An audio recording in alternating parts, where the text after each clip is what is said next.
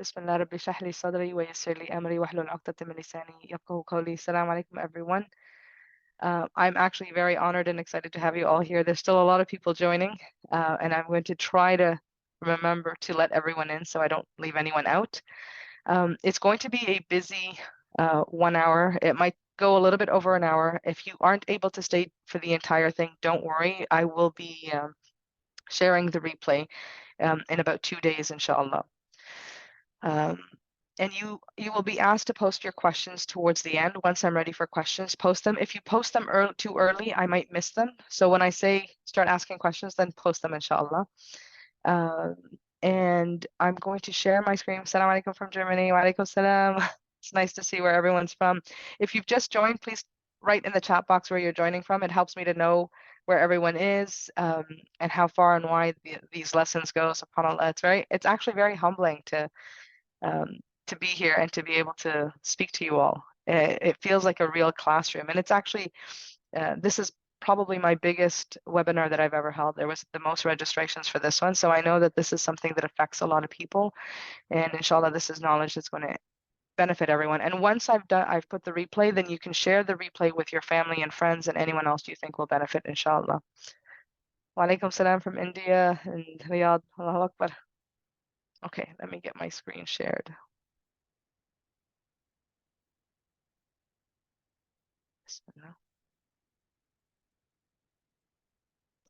So this is my slide.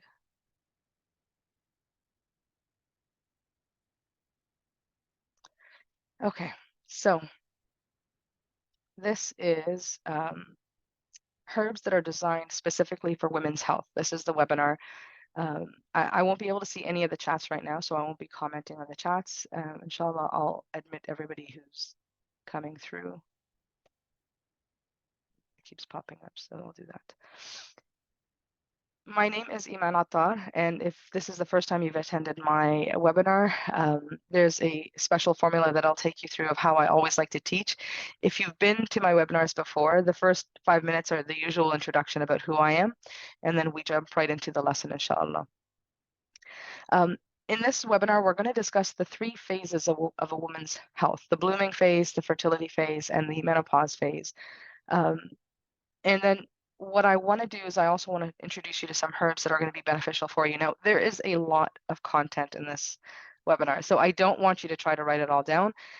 Otherwise, you're going to give up on maybe slide 5 and just get really frustrated. Instead, what I'd like you to do is with your notebook and pen, I want you to write about the things that kind of resonate with you, any gems that you learned, anything that's an aha moment, because I'm going to ask you at the end to share that with me. Share with me what you benefited from and what's helped so that I know how to make my classes better for the next time, inshallah. I also want you to write down right now, what are the current menstrual issues that you're facing? Are you having menstrual cramps? Are you having irregular periods? Are you struggling with fertility? What are the things that you're going through that you need help with that I can help you with, inshallah? So that's what I want you to write down. And also a reminder, turn off all the distractions. I've turned off my phone. I think I have. Let me just check. No, I didn't. So it's off now, and I'll only check it later for questions on Instagram that people left me. So what I want you to do is write it down for yourself, because this is something that's going to help you in your own learning journey as we go through. When I mention specific things, you might be able to relate it to it. I can't give diagnosis and treatment plans customized in the Q&A session when people ask me questions, because whenever someone has a menstrual issue, there's usually a lot of questions that I have to ask to sort of pinpoint why things are happening. I'm going to give you the general things that you can do to help yourself, but if it's something that's really imbalanced, then you might need to have a consultation session or to do a little bit more research and learning, inshallah, to help you with that. So there's this pie called knowledge, okay? And the first piece of pie is what we know. So we know how to drive a car, we know how to speak English, we know how to walk, we know how to cook. These are things that we know. Now, the second piece of pie, which is bigger, is the things that we know that we don't know how to do. So for instance, I know I can't speak Chinese or Cantonese. I know I can't fly an airplane. I know I can't scuba dive. These are things that I know is knowledge that exists, but I don't know how to do it. So I know that it exists, but I can't do it. Now, the third piece of pie, which is actually the biggest piece of pie, is what we don't know that we don't know. So this is where ghafla happens. There's a lot of knowledge, there's a lot of information out there in the world, and we don't know all of it, and we don't know which of it is actually truth, which of it is actually beneficial for us. There's so much information. It's sometimes hard to know what is truth and what isn't, and it's hard to know that you don't even know this. So most people, when I introduce them to the concept of temperaments, they didn't even know that this existed. Now, my knowledge is always going to be limited. The knowledge of all the doctors, herbalists, scientists is also going to be limited. It's not possible to learn everything about the human body and all the illnesses and imbalances. Healing only comes from Allah subhanahu wa ta'ala. It does not come from, I can't heal myself, I can't heal anybody else. The only person who can guarantee healing is Allah, so we turn to Him always. We seek knowledge, we seek the means to heal, but we can't guarantee it for anybody. And it's not possible to learn everything about women's health or herbs or anything in a 1-hour class or a book or a course. This is lifelong learning. So I'm still a student, I'm always going to be learning. And you're all students with me, inshallah, and we're on a journey of learning together. So I just might know a little bit more than what you know right now, but we're all in the same boat called learning. It's not just me who's teaching. I'm a student too. Now, my name is Iman Attar, and I am a researcher and author in prophetic medicine, Islamic medicine, and herbalism. I began studying Islam back in 2008, and I took courses with Al-Maghrib Institute and Al-Kawthar. I studied courses in Aqidah, Fiqh, Sirah, the Fiqh of Salah, Fiqh of Marriage, Tazkiyah, and the names and attributes of Allah. These are just some of the courses that I took. It was back in 2014 that I became anaphylactic to peppers. And the kind of peppers like bell peppers, sweet peppers, chili peppers. And this anaphylactic reaction changed the way I ate. I was no longer able to eat regular foods. I couldn't even have Doritos chips. Anything that had paprika or peppers became difficult for me to eat. And what happens is that there's so many foods in restaurants and in packaged foods that contain this that I was constantly having anaphylactic reactions. And in my first 6 months to a year, learning all the foods that had this made it very difficult. So, it was a miserable time of my life. And the only way I could sort of get through it was by focusing on studying prophetic medicine and reading medical journals and doing research. I just drowned myself with knowledge. That was the only way that I could feel a little bit better about my condition. And then I got really interested in it, that I started studying herbalism so that I could become a clinical herbalist. And I'm currently doing that right now. And I'm also doing my hijama practitioner certification, not because necessarily I want to become a hijama specialist, but because I feel that this is part of Islamic medicine. That's knowledge that we need to know. I feel that my knowledge would be incomplete without it. And like I said, I'm a lifelong student. I will continue to take courses. I will continue to read books and research just to keep expanding on the knowledge that I know. And every year I know more than the year before. So as I'm going through this journey of sharing the knowledge, I'm still in the process of acquiring more, inshallah. So this drive to find a cure for my allergic reactions is really what became the catalyst for me to study and research and implement on myself. And I finally reached a stage where I felt that I'm ready to now share this information with the world and help others with their own health issues, as well as their own confusions about food, nutrition, and wellness. In the darkest moments of my life, when it was so difficult for me to share a meal with family and friends, I planted 2 seeds in my heart. And the first seed was from Ayah of Surah Al-Baqarah, Ayah 216. And it says, perhaps you dislike something which is good for you, and you like something which is bad for you. Allah knows and you do not know. So I took this ayah to heart, and I planted it in my heart, and I said that there has to be goodness in this that I can't see. Because remember, 9-10 years ago when this all happened, I didn't know anything about prophetic medicine, Islamic medicine, or herbalism. I didn't know anything. I was, running through the same motions as everybody else. I was only using modern medicine. I was only using pharmaceuticals. I was probably eating a lot of the unhealthy things as well. It was only when this calamity in my life happened that I had to start looking at things differently. So I wanted to believe that Allah knew that there was something good in it for me before I could even see it. The other seed that I planted in my heart is that Allah does not send down a disease except He sends down the cure for it as well. And this is a hadith. And out of these two seeds that I've planted in my heart, and I kept on telling myself over and over again, my knowledge of prophetic medicine, Islamic medicine, and herbalism bloomed. It was these two seeds that started to become trees, and all the different knowledge started to become the branches. And out of this tree, all these fruits are now present in my life. I now teach a course called Nurasunna Rediscover Wellness, where I teach about prophetic medicine, Islamic medicine, and herbalism. I teach a course on the body types. I have the Living by Design mentorship program.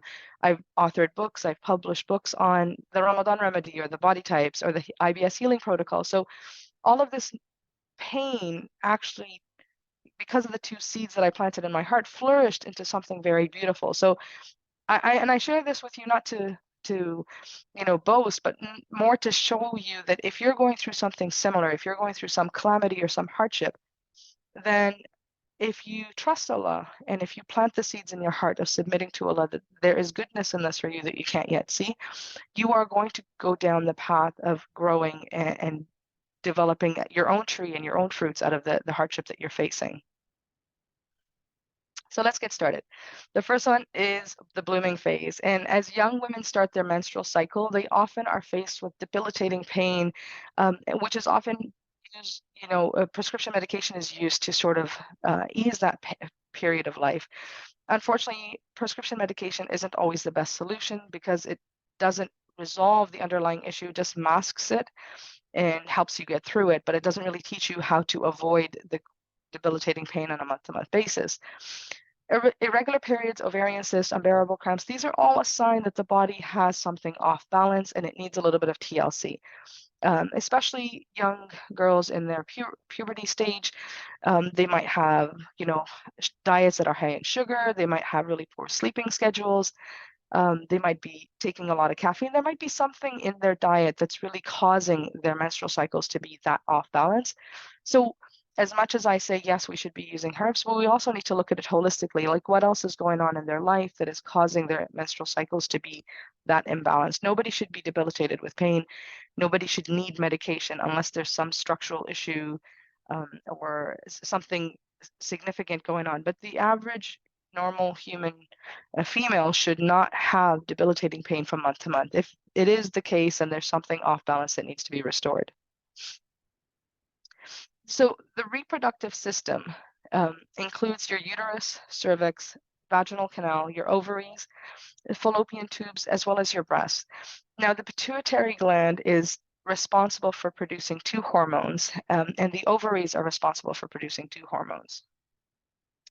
The pituitary gland is responsible for the FSH hormone, which is the follicular stimulating hormone and luteinizing hormone, and the ovaries are responsible for estrogen and progesterone.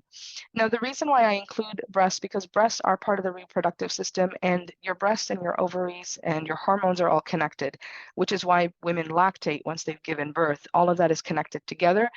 And this is also the reason why sometimes women with breast implants may suffer issues with their uterus or their ovaries. Like everything is connected. We can't separate the breast from the uterus. They're all working in harmony with the same hormones. So if the uterus is off balance, the breast might become off balance. If you're getting ovarian cysts, you might also get breast cysts and breast tumors. So it's important to look at your body as a whole. And again, the pituitary gland is not part of the reproductive system, it's part of the endocrine system, but because we're a whole, we don't separate them. So your diet affects your pituitary gland, it affects your reproductive system. And all of this is working together. And that's the beauty of Islamic medicine, is that we can't just treat cramps with pills and say that's the issue and here's what you need. We actually have to look at everything going on in the body at the same time. Now, I want you to answer, so I'm going to open up the chat so I can read your answers here. Are there people in the room? I think I've let everybody in. Okay, so I want you to answer me in the chat box, please. Do you think that the temperament of sex drive is hot or cold? What do you think it is?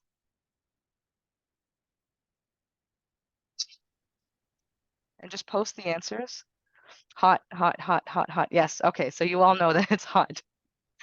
And post-climax, would that be hot or cold or cooling?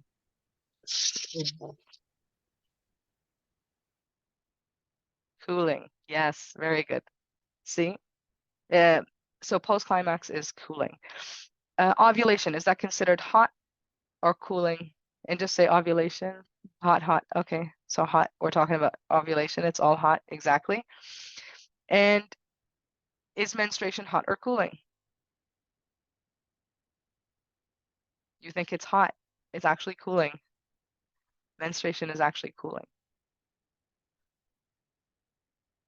So it could be, you could have inflammation, but that's separate. That's the imbalance. The actual act of menstruation is cooling. It cools the body off. So yeah, it's definitely more cooling. Is pregnancy warm and moist or cold and dry? Warm and moist. Okay, good. Warm and moist. Very good. And is postpartum heating or cooling? Cooling. Yes. Postpartum is definitely cooling. Puberty, is it heating or cooling? Puberty, heating. Yes, you're right. And menopause, perimenopause to menopause, is it heating or cooling? So some are saying heating, some are saying cooling. Perimenopause is actually cooling. And this is because our hormones are starting to decline. And I'll show you the charts later as to why we feel the hot flashes. It doesn't mean that it's actually perimenopause is heating. It's just that's when the hormones are fluctuating out of balance and they're no longer in harmony that we get the hot flashes. Very good. Hot flashes and then shivers, yes, and that's because your body, the hormones are fluctuating so much, it's quite uncomfortable. But inshallah, the herbs that I'm going to give you help with that. So it helps to sort of stabilize the excessive hot and coldness that we experience. Now, in Islamic medicine, I'm going to close the chat box. So in Islamic medicine, the uterus is viewed as a warm and moist organ, so sanguine in nature. Because this is what we need to grow life, you can't grow life in a cold and dry environment. You can't grow life in an excessively hot and dry environment.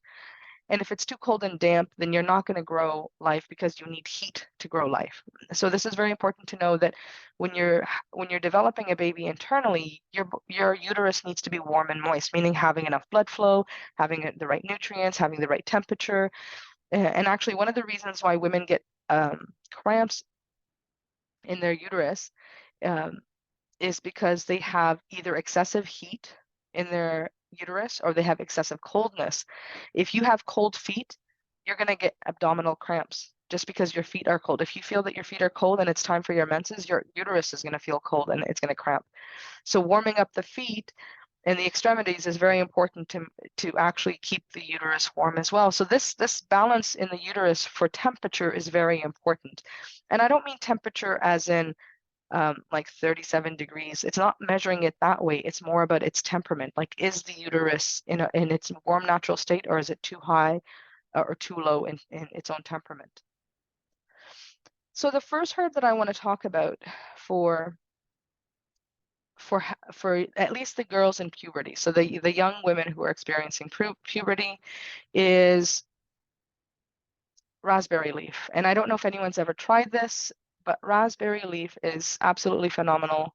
It is a cooling and astringent herb, which means that it helps to dry things up.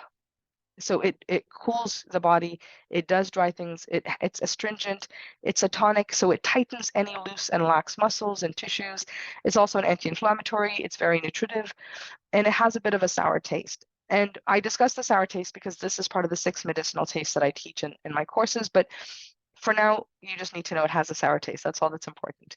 It does have an affinity to the uterus. Raspberry plant, the raspberry leaves, as well as the actual raspberries themselves, they do help tone and prepare the uterus for delivery and postpartum. It does help it to shrink back into its normal size. It helps with reducing cramping and it helps with reducing uterus prolapse.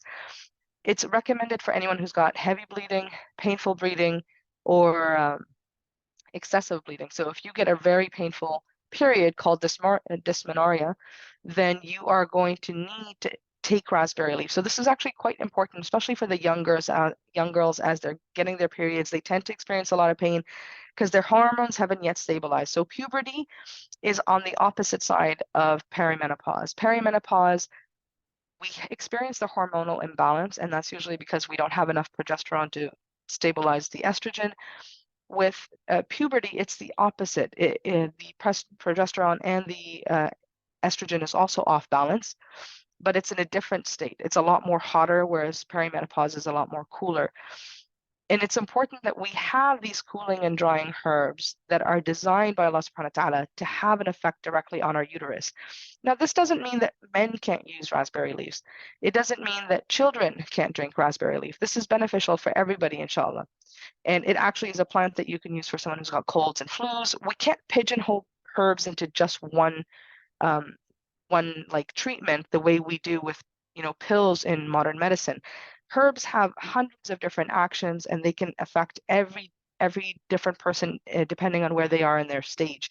So I'm specifically calling raspberry leaves as a herb for women for this particular presentation, so that you know that if you have menstrual cramps, I want you to remember it easily that I'm going to go and buy some raspberry leaves. I'm going to pluck raspberry leaves out of my garden. A lot of people actually have this plant and it's accessible to them. If you don't have it, don't worry. There are other herbs that you can use, but if you can order this off of Amazon or iHerb, this is a herb that is very beneficial to have in your herbal cabinet. So this is one of the herbs that I always keep in mind, and I highly recommend it. It also has phytosterols, which means it strengthens the reproductive system. It relaxes the smooth muscles in the uterus. It's often recommended for people who have anemia, and it contains magnesium and manganese as minerals and nutrients that the body needs. So definitely a herb that you can use. In the herbal ebook that I'm going to be giving you in the next 2 days, inshallah, I'm going to show you how to make it. So don't worry about trying to figure out how to make it right now. For the sake of the presentation and just to keep things moving quickly, I'll discuss how to make the herbal teas in the actual book that I give you, as I think it'll be easier with just the instructions and recipes for the herbal teas, inshallah. Now, the other herb that I highly recommend for anyone who's going through menstrual cramps and pain and just the exhaustion that comes with menstruation is lemon balm. Now, lemon balm is also cooling and drying. It is a relaxing nervine, so it's going to relax the nervous system. It's going to reduce stress levels. It's antiviral.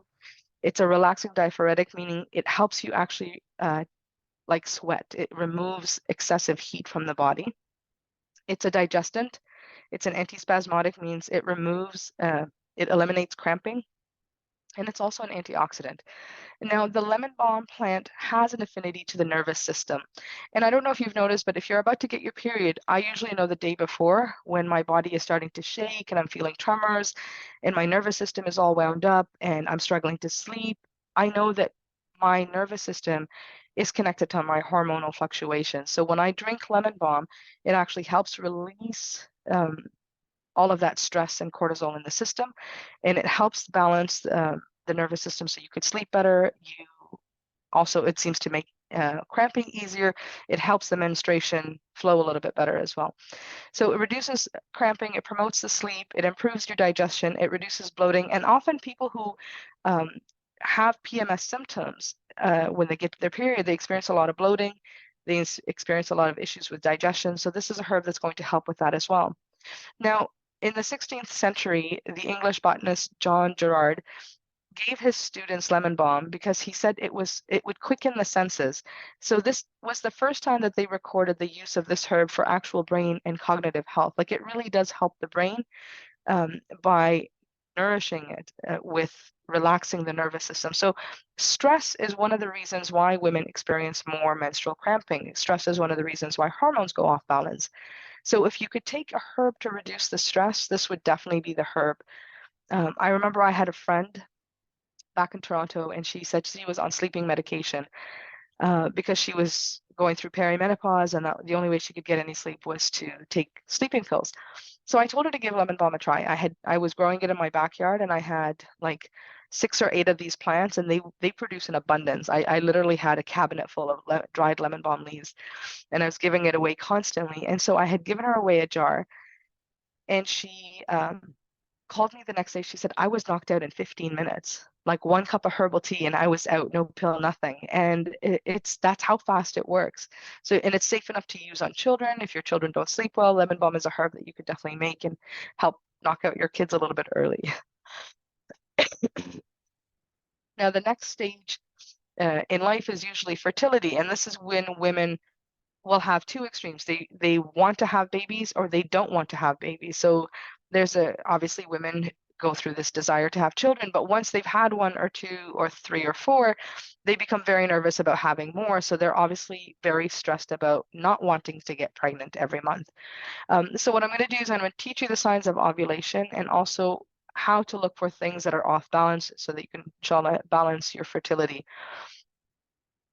Now, the menstrual cycle is divided into 4 phases. The first phase is called the follicular phase, and this starts from the beginning of your period until day 14. So the first 14 days of the month of your menstrual cycle is called the follicular phase.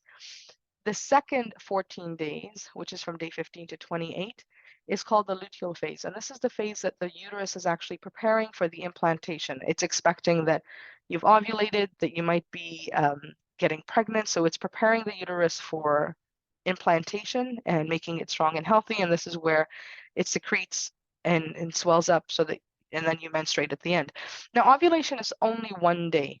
And I don't know, I know women who stress about getting pregnant don't know that there's only 1 day out of the month that you can get pregnant.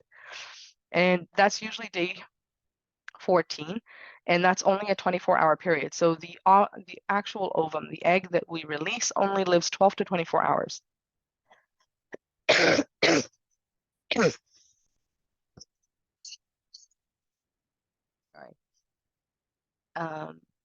So your ovulation only lasts for 24 hours. And most women will also experience cramping. So you might get cramping on the left ovary 1 month, on the right ovary 1 month. The cramping can be really bad. I mean, some women actually are doubled over from the pain of ovulation and need medication. And some women have worse pain in ovulation than they do in their actual menstrual cycle. So this is also something to keep in mind. Now, menstruation occurs if no pregnancy takes place. And so the blood that was sort of rushed to nourish the uterus is now going to shed. And that's when you get to your period. And then this whole process starts all over again every single month. There's only a 6-day window for conception. So anyone who wants to get pregnant, you've only got really 6 days a month where you can get pregnant. And what happens is you've got the 7 days of period of menstruation. Then you have about 2 days that are dry, that if somebody wanted to be intimate these 2 days without contraceptive, they actually could. But then from 5 days before the 14th, which is 5 days before the 14th day, if you were to be intimate these 5 days up until the day after your ovulation, this is your fertility window. So I put little hearts so that people know that if they were intimate on these days, this is really the fertility window for women who want to get pregnant. The ovum only lasts 14 to 24 hours. However, sperm can survive up to 5 days. So if you were intimate 5 days before your ovulation, the sperm could potentially live 5 days inside of the woman's womb until it meets with an ovum and fertilizes. Now, and that's the same if it was 4 days before, 3 days before. So we're just trying to make sure that it catches the window of when the ovum comes, because the ovum can only last 12 to 24 hours. Now, cervical mucus actually tells you a lot about what's going on with your uterus and your fertility. Let's just say that your period is 5 days. I go more by the 7 days. I think periods actually last 7 days. So even if the last 2 days are still spotting, Islamically, they're still considered in the menses. I know that some of the Westerns don't consider it still in the menses, but for us, for tahara and prayer, we know that that's still considered menses and you can't be intimate. But after the 7 days, there's usually about 2 days where you're dry. And there should be no cervical discharge. So if you go to the washroom and you wipe after your period's done, for the next 2 days after your period's done, you should be relatively dry. And then there's a few days after that start to become stickier and creamier until you get to the point where it really looks thick and sticky and it looks like egg whites. And those are the days that are actually leading up to ovulation. On the day of ovulation, you should probably feel some cramping on one or either side of your ovary. Now, after that, after about 2 days, because remember the egg can only last about 24 hours, after that, from about day 16 onwards, then you enter into a phase where your cervical mucus is actually quite dry and scant. It's not very often, it might be none at all. And this is an indication as well that it's typically safe to have intimacy without perfection and protection in these days because there's no ovulation. So the cervical mucus helps you understand when you are ovulating, and because the cervical mucus actually helps the sperm speed up its, swim all the way up to the ovum. If there wasn't any cervical mucus, it would make it difficult for the sperm to survive because they need the mucus that's inside in order to swim up to the ovum that's inside of us. So women who are excessively dry, women who are unable to have intimate relations without lubrication, and this is in their young fertile age and not in perimenopause. In perimenopause or postpartum, it's a little bit more common. But if it was in their young youthful age where they are fertile, if they're excessively dry that they need to have lubrication, this is a sign that something's off balance. And you can't just use lubrication because that's not going to solve the issue deep down inside, because you might be able to be intimate, but then you might not be able to get pregnant or implant.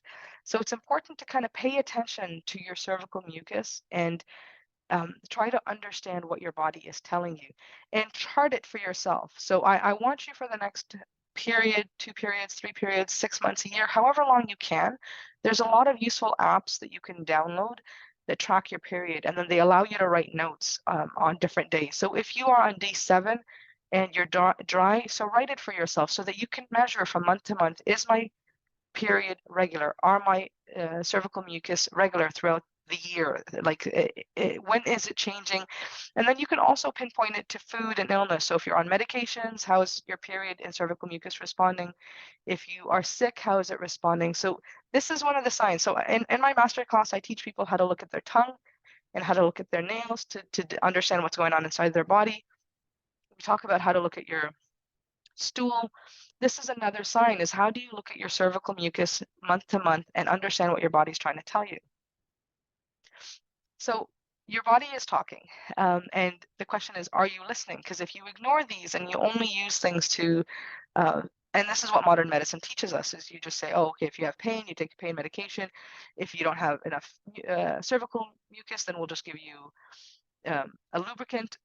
But if you want to get to the root cause, then you have to sort of understand, okay, what's causing the excessive dryness? A woman should not be excessively dry the whole month, because if she's excessively dry the whole month, there's an imbalance that might lead her to not be able to be fertile. Also, a woman who's excessively has discharge, she might be more prone to yeast infections. So other bacteria, because there is the same way we have gut flora inside of our um, intestines, we also have flora inside of our uterus and vaginal tract, like the vaginal canal. So you have microbes that are living in yeast that's living in your uterus and in your vaginal canal. If they are off balance, you're also going to have issues with your discharge. You're also going to have an imbalance with your uterus. So that it's something that needs to have a lot more time invested into it. It's unfortunately, I don't have enough time to explain it all in this 1 hour, but definitely something that if you are interested, you should do a little bit more research and look into it for yourself, especially if you're struggling with infertility and PCOS. All of these things are an indication that there's something's off balance. So one of the herbs that I love is rose. It has an affinity to women. We love it for its beauty. We love it for its smell.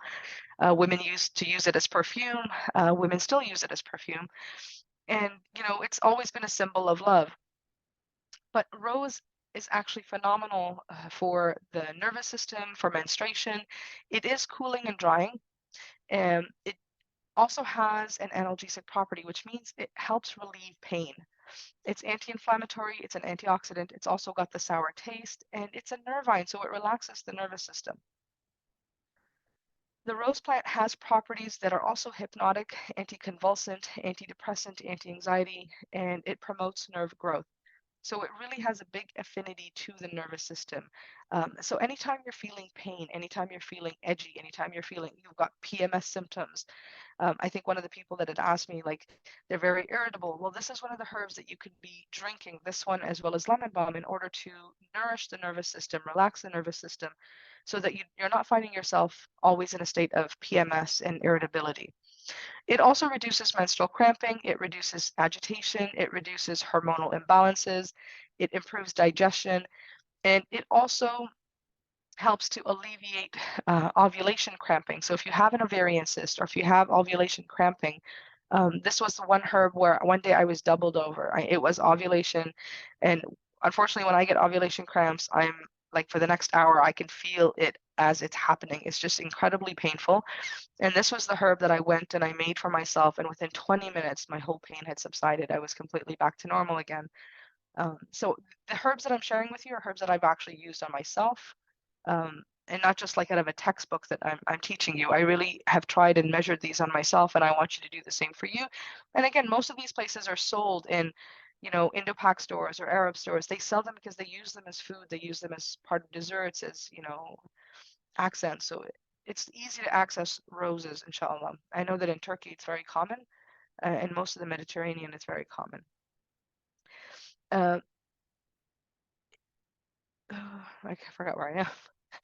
So it also has polyphenols, which means it plays a role in both testosterone and estrogen levels in both males and females. So again, I'm focusing the herb as a female herb, but it can be used for children's stomach ache. It can be used for males' testosterone levels as well. So this is a herb that is versatile. We don't pigeonhole them into just one action, or one, um, for one body type or for one person. They are quite versatile. But I wanted to focus it more on women for this particular webinar. Now, shatavari is a herb that isn't very common and isn't maybe that accessible. If you're in North America, it's accessible because you can buy things on Amazon and in healthy food stores. In India, it should be accessible because it's a herb from India. So the Indo-Pak community should be able to find it in their native country. However, if you're in um, Saudi Arabia, or if you're in Dubai, or if you're in South Africa, I don't know if it's going to be accessible. But this is definitely a herb that I recommend, because this is a herb that actually is amazing for fertility, and it helps prevent miscarriage. It's an anti-inflammatory. It's also a nervine. It increases libido in both men and women, so it increases sex drive. It helps to promote menses. So women who are not getting their menses regularly, this is a herb that's going to help that. Now, if you'll notice, the first three herbs that we talked about were all cooling and drying. This is the one herb that's actually cooling and moistening. So if someone has too much heat and they're dry, they're excessively hot and dry in their uterus, this is a herb that's actually going to make them more warm and moist. So it's going to cool them off a little bit, and it's going to moisten them up a little bit so that their body is more balanced. It's used as a uterine tonic. So for all menstrual discomforts and irregularities, it also reduces inflammation and it rejuvenates the system. It reduces hot flashes in perimenopause. It reduces irritability. It helps prevent memory loss, and it helps rehydrate the vaginal canal. So anybody who's suffering from vaginal dryness because their progesterone level has dropped, and this could be postpartum or this could be during perimenopause, shatavari is one herb that I definitely recommend. Again, these are herbs that I've tried on myself. I've tested it. I've seen when you have excessively dry hands, like in the winter time, when you drink shatavari, you almost feel instantly within a day that your skin has gone back to normal. So it really helps rehydrate the body. It also helps to reduce the effect of excessive estrogen in the system by preventing it from binding with the estrogen receptors. And shatavari is actually wild asparagus root. That's what it's made from. So these are the asparagus roots, but not the ones that we buy and then we eat from the grocery store. This is actually wild asparagus, and they take the roots and dry it and grind it into a powder. And you would simply drink it. Like, I usually just put a teaspoon or half a teaspoon in a cup of water, stir it, and drink it. I don't even drink it as a herbal tea. I just get the powder into my system and it does the trick. Now, the last phase of life is the perimenopause phase. And menopause actually means that you haven't had your period for 12 months. So perimenopause is the usually 5 to 10 years before your period stops completely. So these 5 to 10 years, what happens is your hormones are fluctuating, they become out of balance. It could be due to stress, it could be due to foods, it could be due to sugar, it could be due to sleep schedules. There's so many things that can throw off your hormonal cycles. Um, and especially with the stress that we're under in the present day that we live in, we're so detached from natural living that our hormones tend to become a lot worse right now than they were before. Um, so if you don't want to have hot flashes, there are specific herbs that Allah subhanahu wa ta'ala has designed for us that help with this phase of life. And I'm always amazed when I study herbalism as to how much Allah subhanahu wa ta'ala has given us. He's given us herbs to increase breast milk. Given us herbs to reduce heavy periods. He's given us herbs to reduce breast milk if you don't want to have too much. He's also given us herbs that relieves the cramping. He's given us herbs that ease digestion. Like there's herbs for everything. And for thousands of years, this was the medicine that everybody used. They extracted it, they turned it into powders, they turned it into extracts, into pills. They isolated their constituents. There were so many things. And even till today, 25% of our pharmaceuticals come from herbal plants. 25%. But unfortunately, over this over the past 150 years, because so many herbal medical schools were closed down, because the medical system shifted direction into the germ theory and science-based medicine, they disqualified everything that had to do with herbal medicine. And there's probably reasons for that. There was financial gain to control pharmaceuticals. And in these 150 years, as our grandparents and our parents slowly adopted what modern medicine was teaching, and we're just as bad as they are because we're adopting it too, we've lost that connection to herbs. And it's funny because if you travel to other parts of the world that are considered maybe more third world, or they're not as educated, or they don't have as much modern medicine or modern science there, they actually have a lot more herbal knowledge. You go to villages and people know how to use herbs. They know what grows in what season and what to use for what. And when I was feeling quite ill, when I had just turned around 40, there was a Syrian man who looked at me and said, I don't know what you're struggling with, but based on the look in your face, I know that women your age used to use sage as a herbal tea. And so I actually went to the store right after he said that and I bought it and I went home and I tried it and I started to research, what is this sage? Why is it beneficial? What can it do for me? And he was right. There was a look of exhaustion on my face, and that nervous system that was frayed and tired from everything that a woman goes through in her 40s, whether it's the young children or the sleepless nights or the agitation from all the changes in her hormonal cycle, sage was one of those herbs that actually helped ease that. Now, I don't know if you've ever seen this before, but this is what your hormones look like every single month. So every single month, there are some that are increasing rapidly and then dropping rapidly. There are some that are going up and down and up and down. And so this is the kind of things that we're experiencing internally. 4 different hormones are constantly at play internally within us every single month. This is a normal hormonal cycle. This is what it looks like.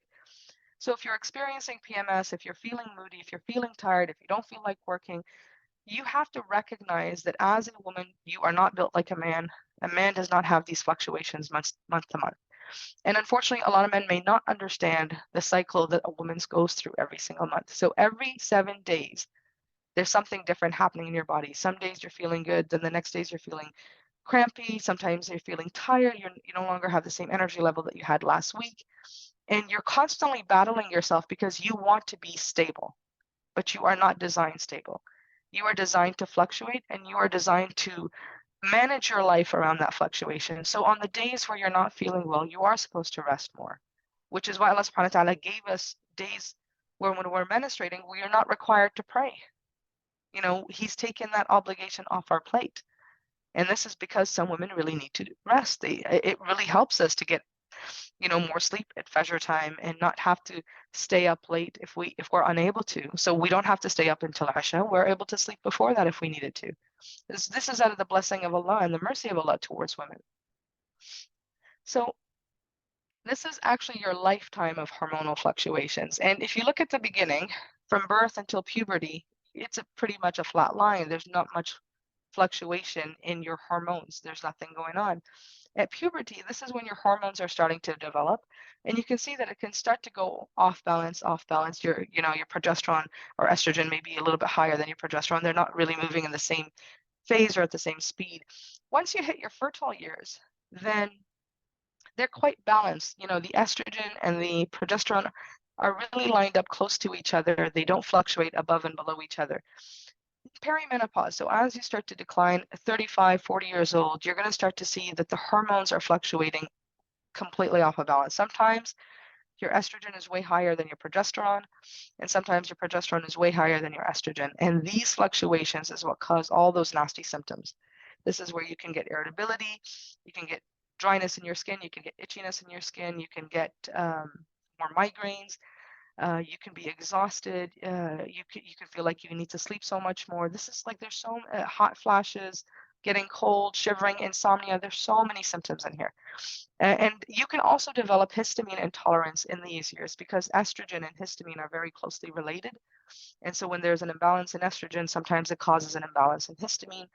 And so there's a lot that can happen in this phase of life. And so there are dedicated courses and dedicated educators who teach about this subject. And I highly recommend if you're in the perimenopause age group, 35 to 55, start to do a little bit more research, take a little bit more courses, read a little bit more books about this because it will help you navigate your health a little bit better. You're not designed to suffer. That's not the way Allah subhanahu wa ta'ala designed us. But unfortunately, we no longer have that village where we could learn from each other, from our elders. And if you go back to our mothers who may have gotten their menopause at 55, they may not have gone through the same imbalances because their lifestyle was completely different from our lifestyle.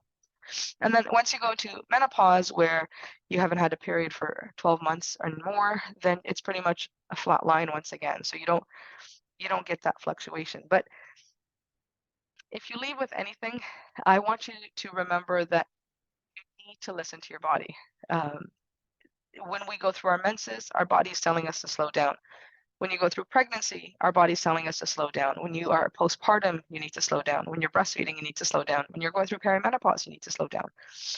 We can't, and I explain this to my own daughter, because we are living in a time and in Western concepts where women are expected to go to work just like men.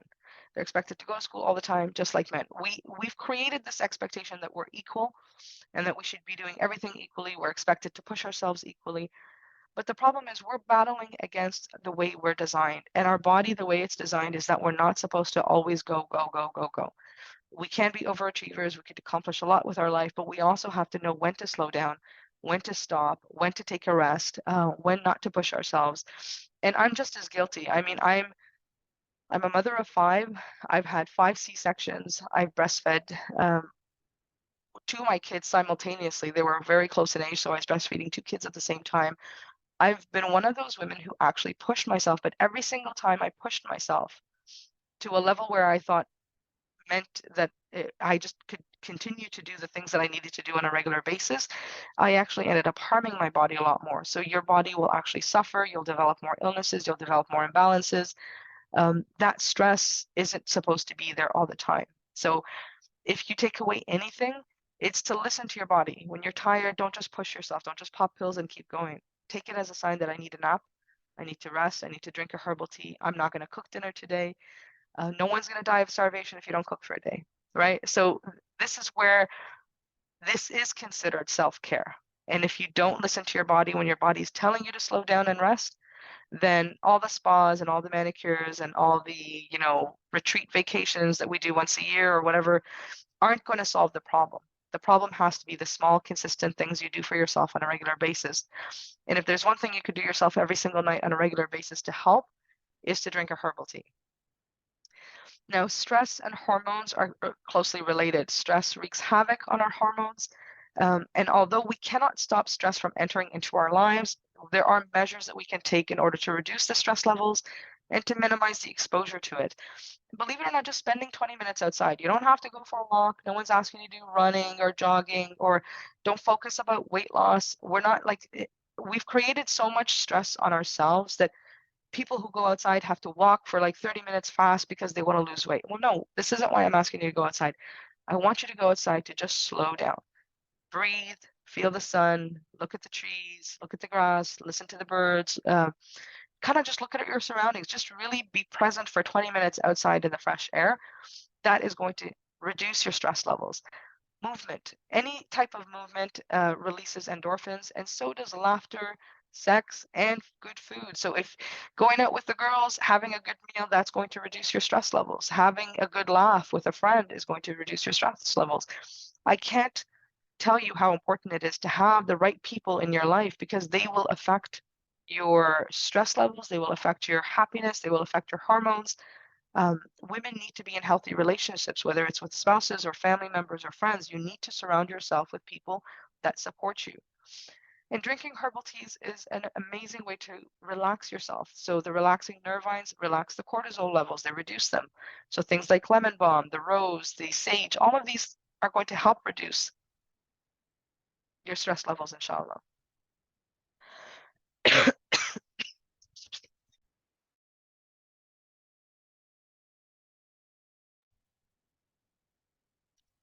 Sorry, still coughing. It's been a lingering cough for like 2 months, but I'm under a lot of stress, so that's one of the problems. But I do drink herbal tea every night, so that helps. Now, cinnamon, and you'll notice all the other herbs that we talked about were all cooling, cooling, cooling, cooling. Cinnamon is the first herb that I'm bringing into the picture that's actually warming. This is warming and drying.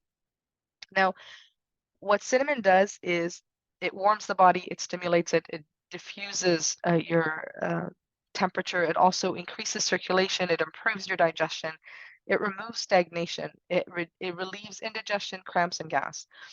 Now, anyone who's got type 2 diabetes or insulin resistant, it also helps lowering your fasting blood glucose levels, like the HbA1c, blood pressure, and cholesterol levels. So if you're on medication for insulin or diabetes, you have to keep it in check when you're also doing cinnamon, because it could counter, it could be like a double dose when you're doing your insulin and you're taking cinnamon. So you have to be careful that you're not taking it while you're on medication, or take it when you're not, and don't take it at the same time. You might have to space them apart, and just keep an eye on your blood sugar levels when you do that. Cinnamon actually helps reduce menstrual cramping, and it reduces heavy periods. So anyone in perimenopause who is bleeding excessively, bleeding heavily in your menstrual cycle, or bleeding for 10, 15 days, drinking cinnamon daily while you are on your period will actually help reduce the amount of blood you lose, as well as how many days you're bleeding for. So if you find yourself constantly overflowing, drinking cinnamon 3 cups a day in any tea, you could put it with black tea, you could put it with apples, you could make any type of herbal concoction you want. So long as there's cinnamon in it, it's going to help reduce the heaviness of the flow. Now, cinnamon also acts as a progesterone in the body. So it has that constituent which can boost progesterone and reduce testosterone in women, and this helps keep the hormones in balance. The other herb that I want to share, again, is also warming and drying, is sage. And so you'll notice that in perimenopause, as we're going through the cooling phase of life, I've introduced 2 herbs that are warming. And when we were talking about puberty, which was the hot phase of life, I actually gave you 2 herbs that were cooling. And this isn't by fluke. Allah subhanahu wa ta'ala has designed this for us based on the phases that we're in life. I wouldn't give sage to someone who's trying to get pregnant. I wouldn't give sage to someone who is pregnant, because sage is actually going to reduce milk supply. It's going to reduce the hormones that are supposed to be there for pregnancy. So sage is not a herb for women in her fertile age when she's trying to get pregnant. And it's not a herb for a woman who is breastfeeding. Now, if you're weaning off a child and you want to decrease your milk supply, sage is one of the herbs that you are to drink to help reduce that. Sage is warming and drying. It is a relaxing nervine, and you'll notice that this is a consistent theme in all the herbs that we've talked about, is every single herb that's beneficial for the menses, for hormones, is also beneficial for your nervous system. And you'll notice that that's connected. When your hormones are off balance, your nervous system's off balance. Allah subhanahu wa ta'ala knows exactly what he's created, and he knew exactly what we would need in one package to help support that. Sage is also an antispasmodic, so anyone with IBS or menstrual cramping would benefit immensely by just drinking 1 cup of sage tea. This was one of the herbs that my son used repeatedly when he was going through IBS. He was drinking 2 or 3 cups a day And within 20 minutes, he'd be able to relax, his nervous system, his stomach would calm down, he'd be able to sleep. And this is the same for anyone going through perimenopause. If you've got hot flashes, night sweats, I typically make a jug and I leave it on the countertop. And so even if I wake up at 4 o'clock in the morning, I'll take another cup and I'll drink it and I'll go back to sleep, because it's going to help stabilize my hormones even, at any waking stage. Anytime I wake up and I'm unable to go back to sleep, I have insomnia or the night sweats, I'll drink it and it helps relieve it. And it really does help ease menopausal complaints. So the night sweats, the hot flashes, if you drink sage consistently before bed, you are going to notice a world of a difference. I don't even have night sweats anymore, but this is something that I drink regularly. Like this, I'm having sage at least 4 or 5 times a week in the herbal tea concoctions that I make. So this is a herb that's, highly used. In fact, in Turkey, they drink it everywhere. You go to a restaurant, they call it ada chai, and they serve it everywhere. You go to a restaurant after a meal, they serve you ada chai because it's good for digesting food as well. It's good for digesting meats. It also helps reduce menstrual cramping, it supports hormonal balance, and it reduces excessive bleeding. So if you were to make a cinnamon and a sage cup of tea while you're having a heavy menstrual cycle, it's going to reduce the cramping. It's also going to reduce the heaviness of the blood flow. Now, sage has phytoestrogens, and other foods have it as well, but sage is one of those foods that have it. And if you consume it regularly or daily, it's going to have an anti-estrogen effect, and it's going to ease the symptoms of menopause in perimenopause, inshallah. So most people, their first encounter with herbs is usually like mint in a salad or herbal tea like chamomile. That's how most people come into contact with herbs. That's usually their first experience. There are many ways to use herbal medicine, but for this particular presentation, I just want to focus on water extraction, which is herbal teas. I don't want to talk about pills or powders or extracts. The only powder I recommended was the shatavari powder, because you just mix it with water and drink it. But that's still considered like a water extraction because you're getting the benefits with it with the water. So Allah subhanahu wa ta'ala created herbs for us as medicine. This is mentioned in numerous hadiths. We know that the hadith about black seed and Qus al-Hindi, there's mention of aromatic herbs in the Quran. There's mention of senna leaves for constipation. There's many herbs that are mentioned by name in the hadith, but Allah subhanahu wa ta'ala also gave us not just specific herbs to use, but he also gave us the concept of herbs as medicine. So this is something that is taught in prophetic medicine, and it's taught in Islamic medicine. So if you're not using herbs as medicine in your life, you are missing one of the components of prophetic medicine. And again, I highly recommend that you just include, even if it's just a cup of herbal tea every night, even if you're just drinking sage or rose or anything that you're just including, a cup of cinnamon tea, just get into the habit of drinking 1 cup of herbal tea a night, and you will notice a huge difference in your health. Now, herbal teas are safer than prescription medication, and they're definitely healthier and they're more nourishing than any store-bought drink you can have or beverage or juice. But herbs are still medicine, and they do have effects and they have contraindications, so when not to use them. So for instance, sage, you can't use it when you're pregnant. So before trying anything new, I want you to do a little bit of research, like, is this safe for someone who's breastfeeding? Is this safe for someone who's got this medication? I obviously can't give you all the details. I mean, there are books that are written on this subject. There's tons of books out there, that if you can get your hands on a book, so that if you're starting to experiment with herbs, that you can at least check your reference book and say, is this herb okay for someone who's on this medication? And the book might tell you that no, it's not okay, so you would stay away from it and try something else. Because and yes, if you're making herbal teas that are light, it usually isn't a problem. But the longer you steep a herbal tea for, the more you're extracting from its medicinal properties. So that's where it can become a concern if you don't know what you're doing. And this is lost knowledge. I mean, us living in the West, this is knowledge that we've lost, that we don't even know how to use herbal teas. If you were to learn it from the village or from your aunties or from the grandmas that used to know how to do this stuff, it was considered common knowledge and it was passed down from parent to child. Now, I was actually blessed enough that I grew up in a home, because I'm Syrian origin and my parents were immigrants to Canada. They still had a lot of the cultural lifestyle of Syrians, so they knew to drink babunij, which is chamomile, when someone was sick, and they knew to drink melisse when They wanted to relax. So they had different herbs that they used. It wasn't a lot. I grew up with a handful of herbs that we used in our home, but we had that exposure where we knew that herbs had effect, and it was something that was passed down from parent to child.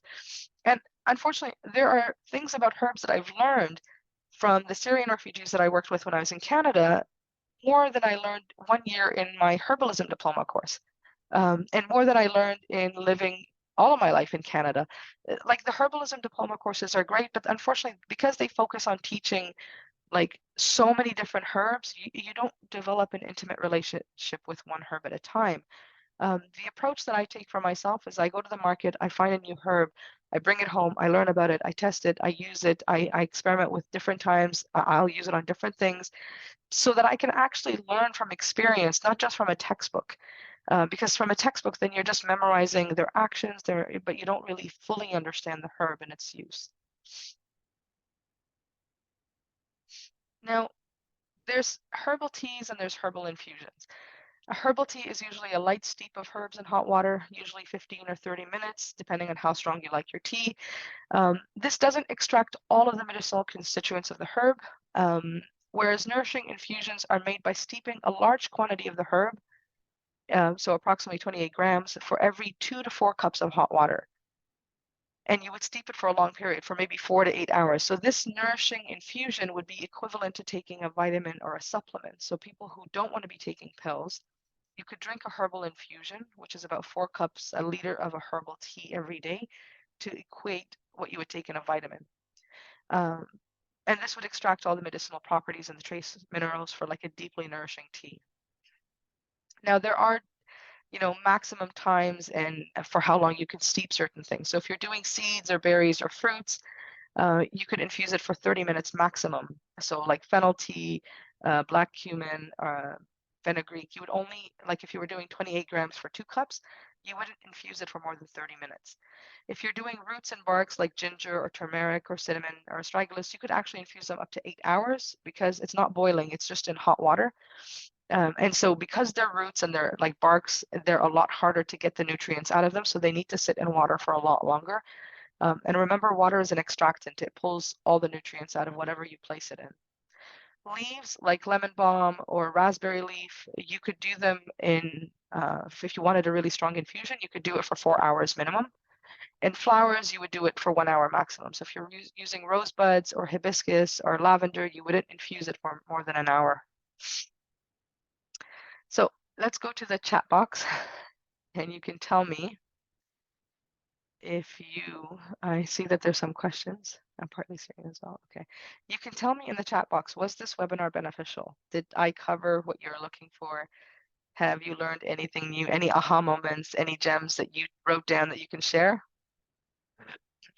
Because I feel like I'm alone when I do this. I always feel like I'm just talking to my screen. I don't know that anyone's actually there. And there's over 100 of you sitting listening. So tell me, share some of the aha moments. If you can write down some of the gems, it just helps me to know what I did that was beneficial, like what I shared, so that I can do more and more of these, inshallah. Yes, I do consultations. I do one-on-one consultations. When I send out the email with the free book, I will give you access to how you could book a consultation with me as well. I'm not done. There's more slides. I'm just taking a break to breathe a little bit and take a sip of water while you guys answer.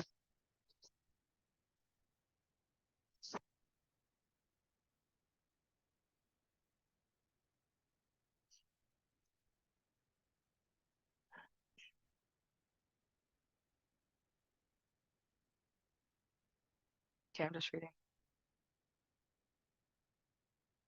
Yes, it is. It is interesting to learn what stage of our cycle is heating or cooling. And the more you actually pay attention to that nuance and how you're changing. Like I started to notice that ovulation was actually a heating, like you can feel it, your basal temperature actually increases. That's why you can measure it. I noticed that before I got my period, I was always cold, I was shivering, I had to wear socks, I had to wear a sweater. And even my energy levels were like changing and dropping. So paying attention to these things is really important. Being given permission to rest. Yes, you don't need to be given permission to rest. Allah subhanahu wa ta'ala ordained rest for us. and I think one of the shuyukh said that the fact that Allah subhanahu wa ta'ala removed the obligation of salah, which is the most important obligation. Um, this is the one thing that nobody can get away with not doing. If you remove the obligation of salah from women during their menses, there is a rahmah in it. And so cooking or cleaning or anything else that a woman is expected to do or has to do or wants to do can take a back seat when she's not feeling well with her menses. This is okay, on every level. Okay, I'm going to read all your comments later because there's so many but this helps me. All right. I do hope that this inspires you to learn more about herbs, but I'm not going to take you this far and just leave you hanging, okay? I am going to try to help you in the process, inshallah. If you want to learn more about the foods and disease and healing, the way that Allah subhanahu wa ta'ala has designed us, if you'd like to learn more about this, if you want to learn more about how to use herbal remedies in your home, if you want to learn more about how to use foods and herbs to restore your balance, and if you want to revive prophetic medicine and Islamic medicine in your home and in your community, and if you want to have a mentor who's there to help you and support you throughout your whole learning journey, if you said yes to any of these things, then you might be interested in a new program that I'm launching. This is the Living by Design program. It's a mentorship program. It is not a course where you're just attending or listening to pre-recorded lessons. This is an entire mentorship program. I've been working on it with about 15 students as a beta program. They helped design the program. They helped give me the things that people would need so that we built it together. And we just finished the almost entirely building the platform and the course. And the mentorship program is not really a course. And what I'd like to do is I'd like to actually make it available to anybody who wants 6 months of mentorship with me, as well as the team who was involved in building this. They would still be part of the Living by Design mentorship program. If anyone is interested in having this type of mentorship, then I want you to check out the Living by Design website. It's propheticmedicine.com/living by design. I'm just going to put it in the chat so everyone can see it. So it's www.propheticmedicine.com/living by design, all is one word. So if you go to that link and if you click on it, you're going to reach this landing page. And what it is it's a 6-month program, and I have live teaching lessons for the entire group that I do every 2 weeks. So you'll have about 12 different lessons. And so if you're confused about what to eat, if you're not sure, if you're tired of the trendy diets and all their restrictions, if you want to implement prophetic medicine and the prophetic lifestyle when it comes to food in your daily life, but you just don't know where to start, and you need that village to sort of help you, and you need a community, and you need a mentor, then I would be honored to be your mentor in this 6-month program. You get access to asking me questions for 6 months. There's a WhatsApp channel that you would be able to ask me questions in, as well as a Kajabi community channel, just like Facebook, but specific in the course platform, where you would have access to posting pictures of your foods, the recipes that we're sharing. You get the whole community support as well as direct access to me.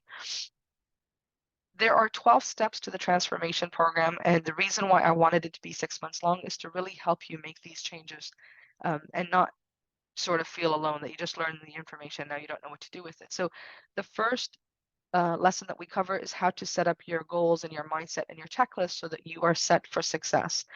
Then I teach you the things that you need to do to actually help prepare you for success. So things like what you can do in your kitchen to save time so that you can cook several meals. We call things like cook once, eat twice. We also have like which foods that you could chop and prepare ahead of time and keep it in your fridge. There's so many things that we help you with, like checklists and prep lists. And I go through that in each of the mentorship lessons, as well as the group will start to share all the things that they're doing.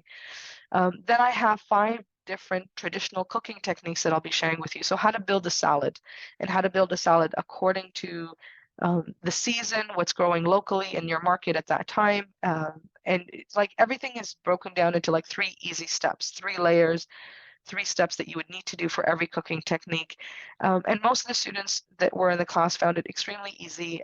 I think there was a little bit of a hiccup with the whole genocide in Palestine. It was very hard on us to, get excited about cooking and doing all of these things when this sort of broke out in the midst of our program. But Alama Barak, it actually helped to keep us as a community, keep us focused on our goals and not to lose track and not to fall into depression. So being part of the community was actually quite beneficial.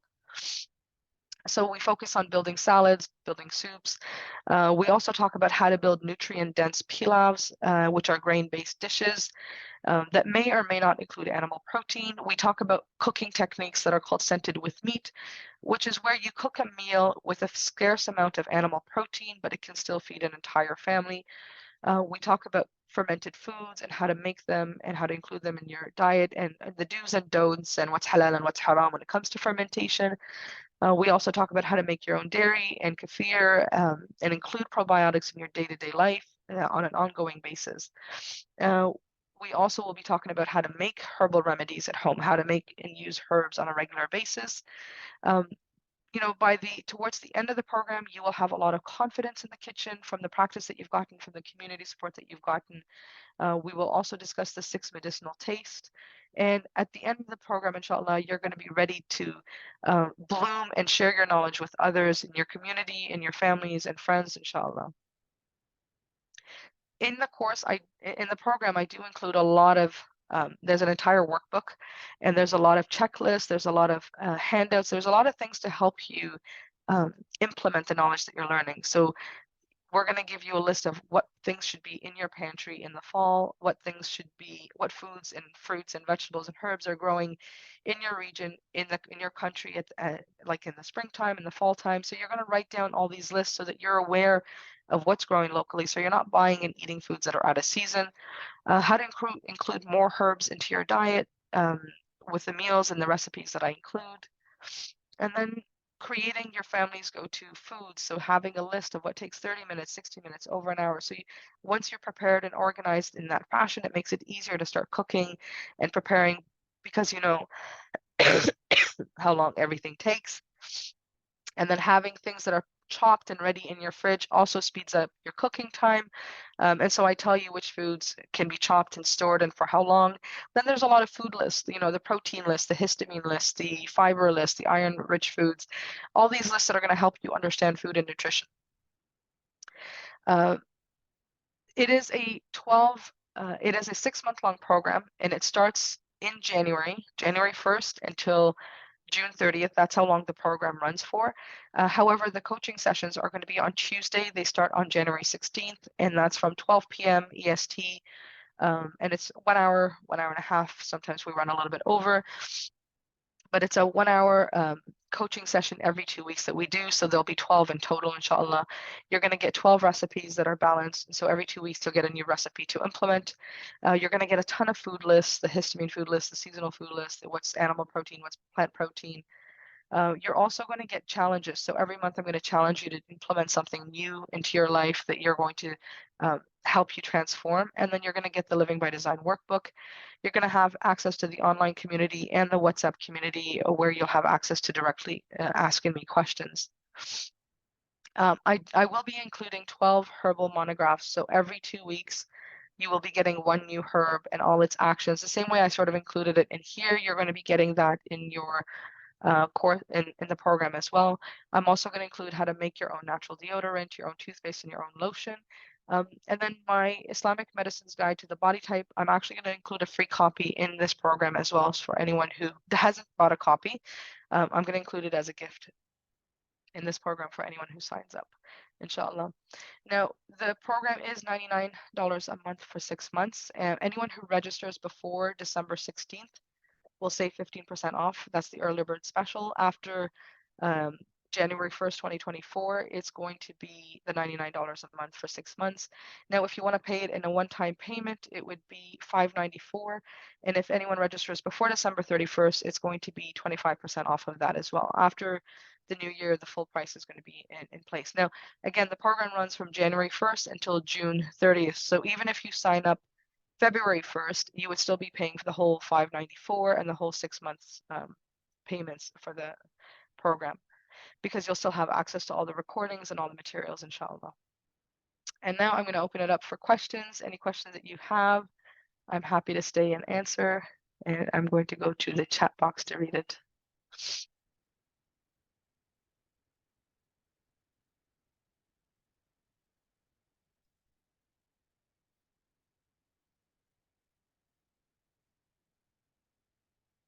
So the question is, the puberty delayed for 15 years, is it okay, or should we give any tea to a child? So when you say delayed for 15 years, like the person's 15 years old and they haven't gotten their period, if that's what you mean, and not that it's been delayed 15 years. Yes, yes. Then till Okay. 15, she did not get puberty. Yeah, so you can definitely start giving her raspberry leaf tea. You can give her shatavari. Any of these herbs that will help balance the body are going to support and encourage her to get her period. So there is a hormonal imbalance if she hasn't gotten it by 15. Again, unless everybody in the family didn't get it until they were 15, 16. So some families, they get it at 10 or 11. Some it's a little bit later. Some women at 15, um, they don't get their period. But I mean, it's better to encourage them with the herbs because there must be something off balance. There could be too much sugar in the diet. There could be too much inflammation, too much stress. She might work out a lot. There's things that could be affecting why she's not getting her period. So I do recommend that you start including herbal teas. I have around 31 days in between periods, and my period length is 8 to 9 days, not heavy. Is day 14 still my ovulation date? No. If your period is around 31 days and your menstruation is about 8 or 9 days, you're going to have to count about 7 days from when you finish. And it could be 5 days or 7 days, and you really have to measure it with your the discharge. So if you start charting your period for the next 3 months, you're going to pinpoint exactly on which date you normally ovulate on. So you're going to look for ovulation cramps. You're going to look for that sticky egg white like mucus that'll come out at the time of ovulation. That's when it's important to measure it. I'm choleric. Also, my cortisol levels are very high. What's the best herbal tea? The best herbal tea would still be raspberry leaf. Uh, and cinnamon tea. So I'm in the book, I'm going to give you the recipe for making a herbal combination. So using all of the herbs to make a herbal teapot. If you were to drink that, herbs are believed to be medicines. Now, when you combine all of them together, then their medicinal powers are even bigger because they'll balance some of the negativity of the other herbs, but they'll also increase some of the positivity. So when I give you the herbal guide, the herbal ebook, then try the remedy that I say is the concoction and then see how you feel. Just be consistent in drinking it, inshallah. Tuesdays, Canadian time. Yeah, the 12, what did I say? It was the time? 12 p.m. is Toronto time. EST, New York time, Toronto time. That's when it's there for. Is this session every other Tuesday and what time, please? This session is every other Tuesday. So the 16th, then the next week you skip, then the 30th, I think, or the 31st is the next one. So it'll be 2 sessions every month, January, February, March, April, May, and June. How do we know if we're hot or cold? Well, we can change on like your body type is going to determine what your natural disposition is. So if you're melancholic, you're going to be more cold and dry. So you would have to take the body type test first, which I have on my website, to figure out what's your normal temperament to begin with. And then your hot and cold can also fluctuate based on illnesses, based on weathers and seasons, based on your imbalances, based on your food consumption. So sometimes if we eat too many cold and damp foods, we're going to be too cold and damp. So there's ways to sort of figure that out. Unfortunately, it's not a quick answer that I could answer here without looking at your tongue or asking about your diet and all of that stuff. So but these are things, if you were in the program, we would definitely have the time to sort of explain these things with the questions in the WhatsApp and in the community, as well as the coaching calls that we do. My daughter, her period was fine until now. When she turned 16, she started to have cramps. Where should I look to help her? So if she's having cramps, start with the raspberry leaf tea first. And then again, you have to look at the diet as well. If she's not sleeping well, if she's overly stressed, if she's eating foods that are too high in sugar, too high in carbs, then she might have other imbalances that are causing that in her hormones in her uterus. Raspberry tea is going to definitely help. So you could get started with that. If it doesn't, you can switch it over to rose, then you could switch it over to cinnamon. You could keep experimenting with different herbs to see which one helps her, because we haven't pinpointed where her imbalance is. This is where you're going to have to test and measure for yourself. How is estrogen and histamine related? That's a very long discussion.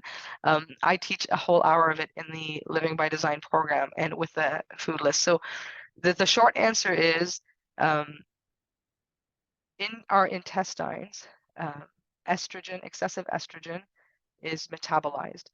When there is an imbalance in the intestines with metabolizing the estrogen, it mimics histamine and it can create histamine imbalances. So then when we eat histamine-rich foods, our body can't digest them either. Then we have histamine reactions, which mimic allergic reactions, but they're not really allergic reactions. There's just too much histamine. Rebalancing the gut flora, as well as lowering the histamine levels in foods, as well as taking some antihistamines like black seed, will help balance that out. I've had histamine intolerance twice in my life. So 2 times in my life, things went off balance, and then alhamdulillah, I was able to restore it. So these are some of the things that I do teach in depth in the transformation program. It's just, it would be too long to answer that, and how to balance it out. What herbs can increase ovulation? So the shatavari is one of those herbs that can increase ovulation. Does adding sweeteners to herbs tea affect their effectiveness?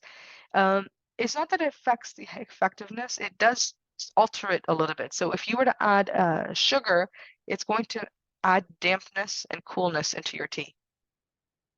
So if you're having sage tea with sugar, sage tea is supposed to be warming and drying, while sugar is moistening and like dampening and cooling. It kind of changes the effect of the tea. If you are to add a sweetener, I would say that add honey, because that at least has medicinal properties and is more beneficial. Can we mix all 5, 6 herbs you mentioned today and make a pot of tea? Yes, absolutely. So you can mix sage with lemon balm, with rose.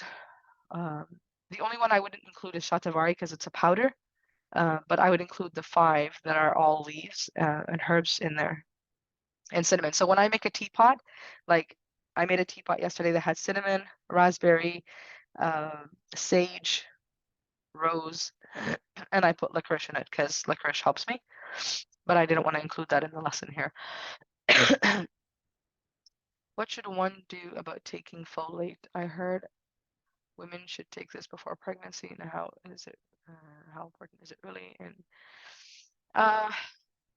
so I don't want to comment on supplements because I don't personally believe in supplements myself. I didn't take anything for my pregnancies.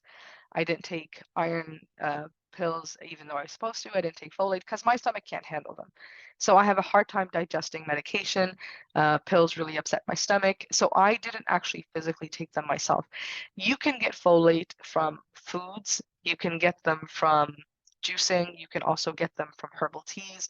There are other ways to include folate into your diet. And if you even just did a search on Google, like herbs or foods that are rich in folate, you can find a lot of ways to incorporate them into your diet, inshallah. I don't want to say don't take the supplement because that can go against your doctor's orders. I'm just saying that I didn't take them myself. And alhamdulillah, there was no effect on the children or the pregnancies. And that's, that's from Allah. I know they recommend it for everyone, but I couldn't do it. It made my nausea much worse and it made me sicker, so I stopped taking them. Herbs for contraception. So things like sage, because they affect your hormones, and they also affect the dryness and moistness of the uterus, would be more inclined to help against getting pregnant, but we can't call them a contraception. Contraceptions are things that can definitely control the hormones, and I don't think we have anything in herbs that we could do 100%. Things like black seed are also helpful in the sense where they remove clots, and the early pregnancy is like if you keep taking black seed on a regular basis, especially in a larger dose, it might help dry it out more, the uterus, and not allow the forming. But I wouldn't I wouldn't like to use herbs as contraception. I don't think that that's a thing that you should be done. Um, there are other ways for contraception, such as tracking your calendar, withdrawal method. There's a lot of other halal options that can be used. I don't believe that you could just do it with herbs, um, because you don't want to be controlling your hormones. Your hormones need to fluctuate naturally. And if we were to use herbs the way we would use prescription pills for hormones, like hormone replacement therapy, then we're messing with our hormones, and I don't like that. You want your body to still act naturally. So I don't like, if I was going for Hajj, I would not take birth control pills to prevent myself from menstruating. I am absolutely against the idea of taking uh, birth control pills while going to Hajj, because you're supposed to menstruate. And we're supposed to submit that if it was written for me to do it, then I would be able to do it. If I go there and I'm not able to do it, it still counts that I went for Hajj. Allah subhanahu wa ta'ala doesn't deny us that. Um, and taking contraception pills to me is against the fitra. It's against the natural state. So I wouldn't do it. Um, we need to be more than 46 kilos to have periods too. I don't know if you need to be more than 46 kilos, because I know women as young as 9-year-olds and 10-year-olds who get their periods and they're not that heavy. What can help with irregular periods and ovulation, please? Which herb should I try? Try the shatavari first. If you're struggling with ovulation, try the shatavari and raspberry leaf. Those are two herbs that definitely you should try first. You got your period at 15. Yeah, a lot of people do get their periods at 15. Khadija, did you have a question? Your hand is up. Assalamu alaikum. I don't have a question, but what I do want to just comment on, it was so refreshing to hear you speak about your ovulation cycle. Now, long before I became a Muslim, when I was about 23, I came across this, and I never took birth control tablets ever in all the years I was married. I had 3 children, and everything was worked on my ovulation cycle. Which was great, and exactly to what you're saying, Aiman. Watching your ovulation cycle, understanding the heat of the vagina and the moistness and that sort of thing. And what I also found was quite amazing, because it was all the new age, and we were into auras and feelings and eating flowers. But anyhow, what I wanted to say is that your husband, you will find he gets very attracted to you when you ovulate, and you will also be very attracted to him. So it's a natural process of actually having sex, if I can put it that way, and it really does work. I did it many years. What I suggest is give it a try, go with the process, monitor yourself. And also we use thermometers that we would actually also look at the temperature of our bodies and stuff like that. Thank you for allowing me to say this. You're welcome. Jazakallah khairan. Jazakallah khairan. Okay, so let's go through the questions again. About boiling the herbs, I'm going to discuss all of that in the book. Inshallah, all the instructions of how to make it will be in the book. Best herbs to give someone who's just starting their period. Again, raspberry tea leaves would be the best to start nourishing the body, because it's a very nourishing tea as well. What herbs could be used to prevent pregnancy? I think I answered that already. About rose, would rose petals be okay, or does it have to be rose buds? Rose petals are fine too. And no, would it help to smell the rose? I mean, smelling is a different science altogether. I don't want to get into that, but don't use essential oils for teas. If you're going to make the herbal tea, use the actual rose buds or rose petals if you don't have the buds. Is this course going to help facing a lot of food intolerances, allergies that are not known by doctors? Yes, because I discuss histamine intolerance, and a lot of the food allergies and intolerances that people have are because of histamine levels and food combinations. So this is because I've suffered with that myself. There's a huge emphasis on that in the program as well. What happens if we infuse more than the maximum hours? If you accidentally infuse it more than the maximum hours, you could try to dilute more water into it. the concern is you can extract too much, and if you extract too much of the herb's medicinal properties, sometimes you can get a negative reaction. So something can make you more constipated, or something can cause a more laxative effect. So you don't want, or can cause too much heat or too much dryness. So you don't want to increase the potency by extracting it for too long. Now, primrose and black cohosh and probably maybe 50 other herbs are all beneficial. So whatever you have access to, because I wanted to focus the course more on things that were available in the kitchen or easy to access, I have never been able to access black cohosh as an actual herb. It's always been a pill, and I'm not someone who likes to take pills. So I've never tried primrose and black cohosh for perimenopause, but there are many herbalists and doctors that do speak very highly of it, and it is quite beneficial, but I've never tried it myself because it just wasn't accessible.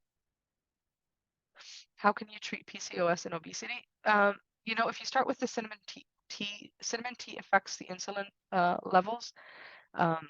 Obviously, diet is a big portion of it. So adjusting the lifestyle, so knowing how to eat the herbs, include the herbs, balance the foods, all of that stuff is important. But if you were to just focus on a herbal tea, then the cinnamon tea is really going to help with PCOS as well. Actually, somebody that I work with does have PCOS, and was able to get her period with using cinnamon tea. So it helped balance, and she did feel that the moisture and cervical mucus all benefited.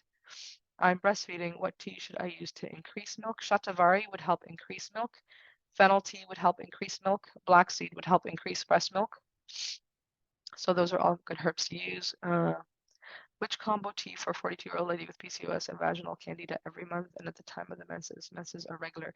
If you're getting candida every month, there's an imbalance. And a herbal tea is not going to be the only solution. You're going to have to focus on a dietary plan. So candida is too much yeast.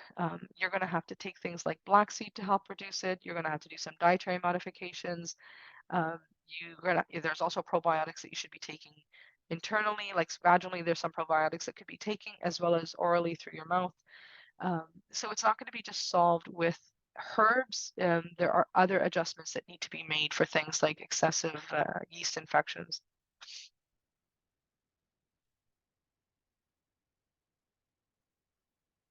So when does it become concerning for a 19-year-old girl if she's experiencing irregular periods, 5 to 9 month gaps between each period?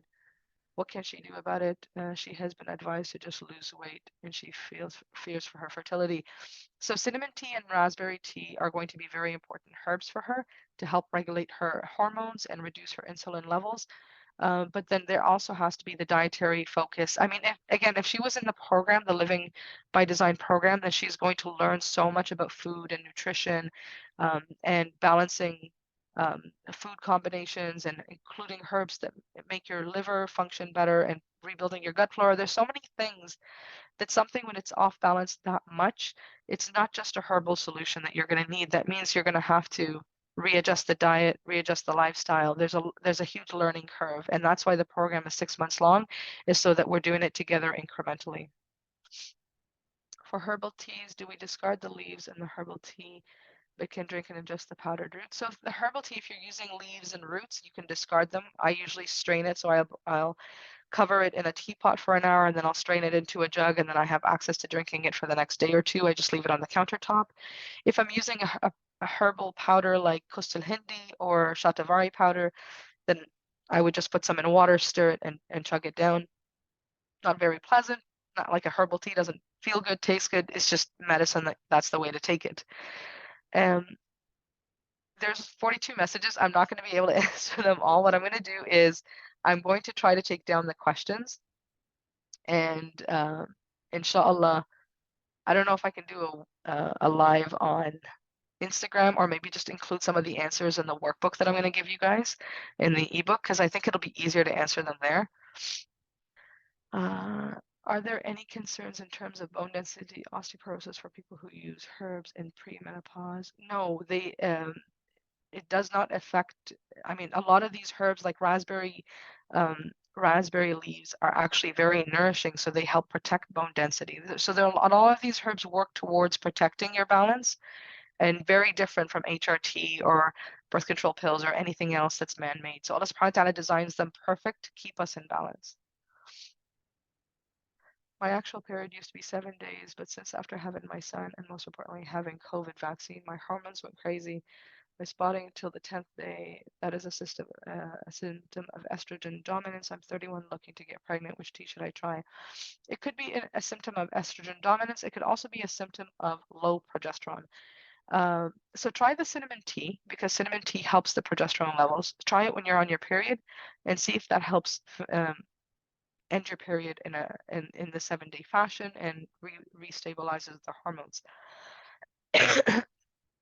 You can also try the sage, not the sage teas, the raspberry tea as well, because that helps with excessive menstruation. I thought Americans pronounce herb as herb, but you sound like us. The Americans pronounce it as herb, which I don't like. I'm Canadian, so I say herb, and I say hockey, but I guess the French say hockey. They don't say hockey. But that's funny. That's actually funny. I don't like the word herb and herbalism. I do like to pronounce my letters. Since the birth of my second child, who's now 2, I've been getting very long periods, 10 to 14 days. It starts with just spotting, and then spotting again. Then about 2 weeks later, I get my next period. Any advice? Again, anything with bleeding that's abnormal, raspberry and cinnamon are going to help with that. Especially if you're trying to get pregnant. I don't remember. Are you trying to get pregnant?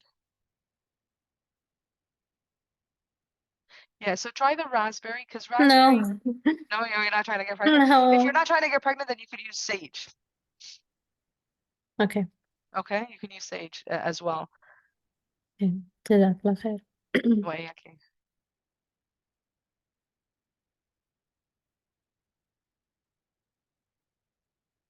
Does excess mucus require Any help for vaginal infections, sister? Or like vaginal itching? that's candida? That's yeast infection. Okay. And as I mentioned, that's a little bit more complex. It's not just a herbal tea. There's something else in the diet that's creating it. So, so liver function, gut flora, there's a lot that's off balance. Usually for things that like that, because it's a little bit more complex or PCOS, I do the one-on-one consultations. I spend 90 minutes just talking to you about your food, your medication, your history. Have you taken COVID vaccine? Like I go through an hour and a half with you. The first 45 minutes to an hour is all questions based on your health and foods and diet and choices. Then the last 30 minutes, I'm giving you the recommendations to change to your diet, whether you need hijama or not, whether you need to be taking this herb or that herb. So I create a customized plan specifically for you. It's hard for me to answer because people can have different body types, different imbalances, different diets, and have similar conditions. And sometimes it could be after taking antibiotics. A lot of women get candida after they've taken antibiotics, and until they take the probiotics to rebuild their gut flora and their vaginal flora, they're going to continue to get candida every single month, and it only goes away when they're on their menses. So again, these are very specific things that would require a lot more one-on-one time, inshallah. Jazakallah khairan, sister. Wayaki. All right. 5 more minutes, guys. I'm starting to lose my voice. Anything for dry skin, please? I'm just going through the questions, so it would be easier because everyone's written them. I just want to be fair to everyone, okay? So if you guys can try not to use the mic.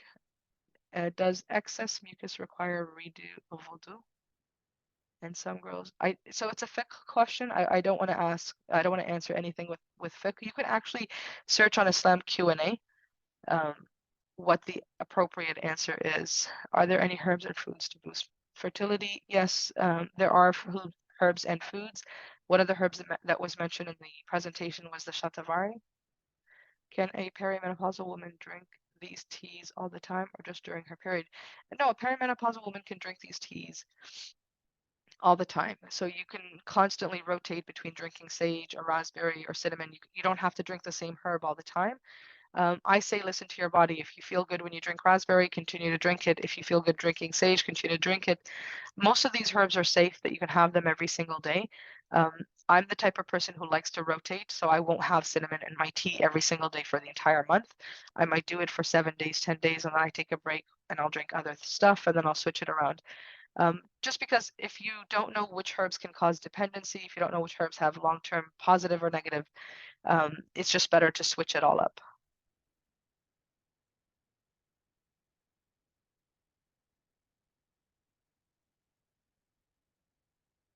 Yeah, cinnamon is still good to boost progesterone. So you can still try the cinnamon and sometimes combining it with other herbs like cinnamon and sage or cinnamon and raspberry or cinnamon and rose, you're going to get a more potent. And again, with the book that I'm going to give you, it's going to give you the herbal mixture.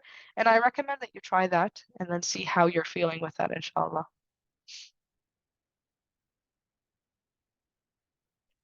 And again, any cramping, any of the herbs are going to help. So anyone who's got cramps, they can do that. A week or 3 days before my menses, I get very cold, shivering nights, wake up sweaty, taking herb. Yes, if you were to take sage tea before you got your period, if you know that you're going to get your period soon, if you start taking sage tea, it's going to help with the night sweats and the waking up sweaty and the getting cold. So it's going to help regulate that, inshallah. So most things say to avoid herbal tea, and there are some books that I'll try to recommend, inshallah, that are more accurate than a lot of the Western medical stuff that's out there, because Western medicine isn't keen on herbal medicine, so they're going to be against it.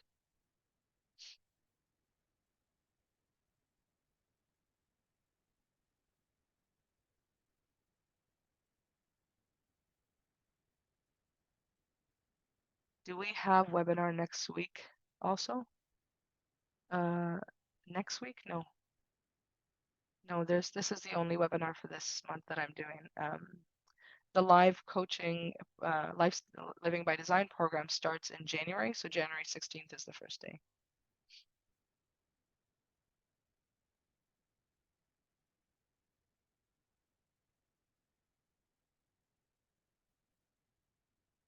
You can add honey to tea, but let the tea cool a little bit. So wait like 10 or 15 minutes before you add the tea. Yes, shatavari is good for boosting fertility.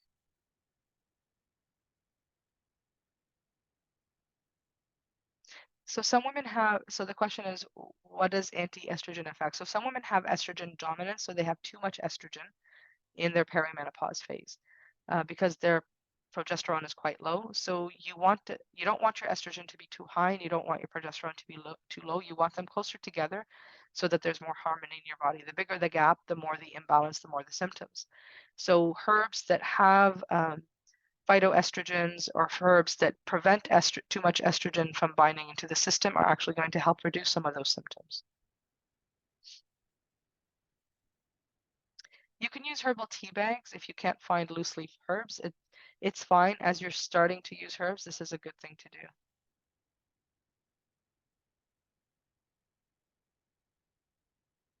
So if you have dry skin, shatavari is going to help with that. Other herbs like licorice root would be beneficial, but also creating, like just the Prophet Muhammad said, eat olive oil and smear your bodies with it. If you were to smear your body head to toe, literally from your face all the way down to your toes, 2 or 3 times a week with olive oil, extra virgin olive oil, you're going to actually improve your immunity. Your skin is going to feel better. It's anti-inflammatory. It penetrates right down into the organs, right through your skin. So there's a lot of medicinal benefit to the hadiths that the Prophet Muhammad teaches about certain foods and things that we should be doing. So my first recommendation for someone who has dry skin isn't necessarily a herb, but it's actually smear your body with olive oil and see how your body feels.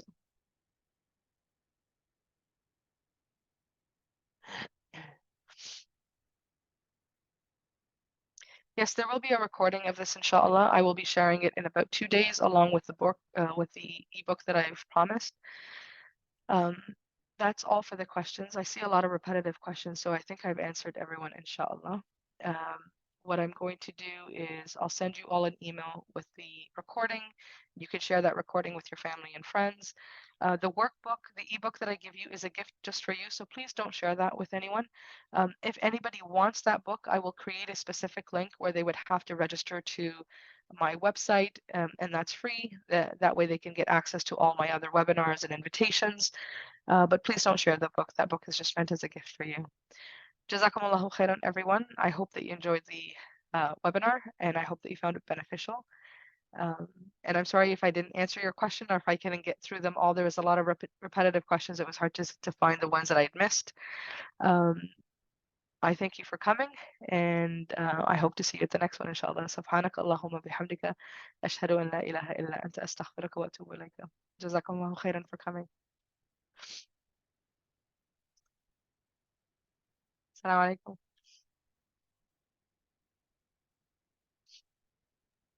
وعليكم السلام ورحمة الله.